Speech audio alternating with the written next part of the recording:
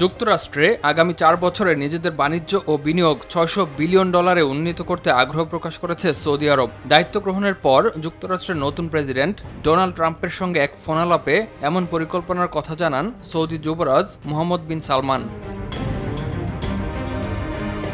বৃহস্পতিবার দেশটির রাষ্ট্রীয় সংবাদ সংস্থা সৌদি প্রেস এজেন্সি বিষয়টি নিশ্চিত করে। তবে পরিকল্পিত বিনিয়োগের কোনো বিবরণ প্রতিবেদনে উল্লেখ করা হয়নি।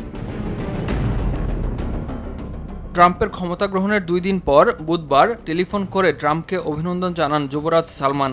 এ সময় দ্বিপাক্ষিক সম্পর্ক ও আঞ্চলিক পরিস্থিতি নিয়ে কথা বলেন দুই নেতা। 250-টিরও বেশি ডিজাইন অপশন নিয়ে ওয়ালটন স্মার্ট ফ্রিজ, বোঝে আপনার প্রয়োজন। সন্ত্রাসবাদ মোকাবিলায় দ্বিপক্ষীয় সহযোগিতা বাড়ানোর পাশাপাশি মধ্যপ্রাচ্যে শান্তি, নিরাপত্তা ও স্থিতিশীলতা বাড়াতে নিজ নিজ দেশের মধ্যে সহযোগিতার উপায় নিয়ে আলোচনা করেন ডোনাল্ড ট্রাম্প ও যুবরাজ সালমান। এদিকে মিডল ইস্ট মনিটরের এক প্রতিবেদন বলছে, ট্রাম্প তার প্রথম বিদেশ সফর হিসেবে সৌদি আরবকে বেছে নিতে পারেন। গেল সোমবার দায়িত্ব নেয়ার পর ওভাল অফিসে সে ইঙ্গিতই দিয়েছেন ট্রাম্প। তবে এ সময় সৌদি আরবকে $500 বিলিয়ন সমপরিমাণের মার্কিন পণ্য কেনার শর্ত জুড়ে দেন।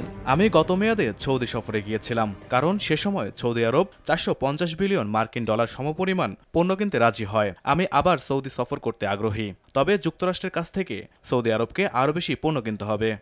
এরপরই সৌদি আরবের তরফে যুক্তরাষ্ট্রে $600 বিলিয়ন বিনিয়োগের পরিকল্পনার কথা সামনে এলো। এর আগে 2017 সালে প্রথম মেয়াদে ক্ষমতা গ্রহণের পর প্রথম বিদেশ সফরের জন্য সৌদি আরবকে বেছে নেন Trump.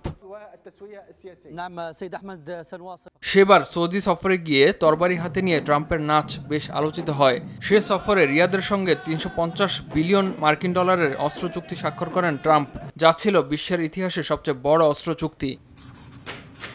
And everything will be revealed. Imtiaz Ahmed, RTV। Okay.